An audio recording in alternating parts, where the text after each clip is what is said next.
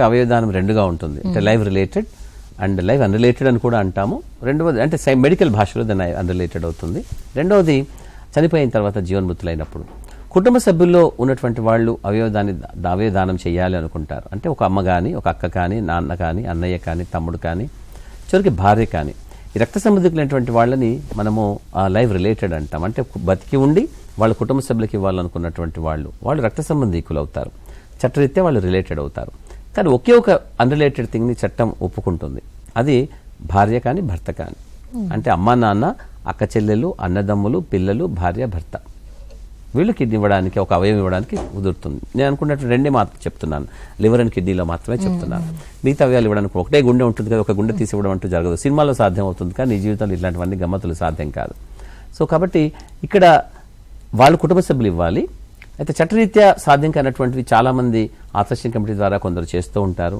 మనం కూడా వింటూ ఉంటాం, అడపా కిడ్నీ ర్యాకెట్ ఏదో అంటూ ఉంటారు. అక్కడ అంటే మనకు సంబంధం లేనటువంటి వాళ్ళు కిడ్నీ ఇస్తే తీసుకోవడం లాంటిది చట్టరీత్యా నేరమైనటువంటిది. దానికి కఠిన శిక్ష, కారాగార శిక్ష, జరిమానా కూడా ఉంటుంది. కానీ కొంతమంది దాన్ని త్రోసిరాజుని చేస్తూ ఉంటారు, వాళ్ళు దొరుకుతూ ఉంటారు, గందరగోళాలు చేస్తూ ఉంటారు. కాకపోతే చాలా జరుగుతూ ఉన్నాయి ఈ మధ్యకాలంలో. ట్రాన్స్ప్లాంటేషన్ చాలా ఒక అద్భుతమైనటువంటి ప్రక్రియ.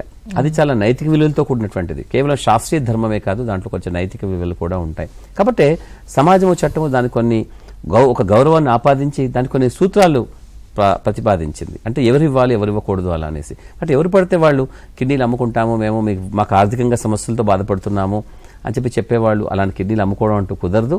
కేవలం చట్టరీత్యా నేరమైనటువంటి విషయం అది. మీ రక్త సంబంధికులకి, కుటుంబ సభ్యులకు మాత్రమే ఇవ్వగలుగుతారన్నది ఉంటుంది. ఇంతకు నేను చెప్పినట్టుగా భారత ప్రభుత్వం కొన్ని చట్టాల్లో కొన్ని మార్పులు తీసుకొచ్చేసింది 2012లో. ఆ తర్వాత కూడా దాని ప్రకారము వాళ్ళ కుటుంబ సభ్యులు తాతమ్మ, తాతయ్య, అమ్మమ్మ, పిన్ని, బాబా అలాంటి వాళ్ళు కూడా ఇవ్వడానికి ఉంది. కానీ మన ఇండివిజువల్ రాష్ట్రాల్లో దాన్ని ఇంకా పూర్తిగా ఆమోదించలేదు. కాబట్టి మన రాష్ట్రాల్లో ఇంకా అవన్నీ మనం మొదలు పెట్టలేదు. వేరే రాష్ట్రాల్లో దాదాపుగా కొన్ని సందర్భాల్లో తాతయ్య, అమ్మమ్మ వాళ్ళు కూడా, మనవడు, మనవరాళ్ళు కూడా ఇవ్వడానికి వీలుగా చట్టాలు కొంచెం ఆమోదించి వాటిని సవరించారు. మన రాష్ట్రంలో ఇంకా లేదు. కాబట్టి చాలా మంది అడుగుతుంటారు, ముఖ్యంగా 14-15 ఏళ్ల పిల్లలకి వాళ్ళ అమ్మ నాన్న కాకపోతే వాళ్ళ అమ్మమ్మగా, తాతయ్య గాని కూడా ఎవరైనా ఇవ్వవచ్చు గాక. కానీ మన రాష్ట్రంలో ఇంకా అది చట్టంగా పూర్తిగా రాలేదు కాబట్టి మనం ఇంకా ఇవ్వటం లేదు.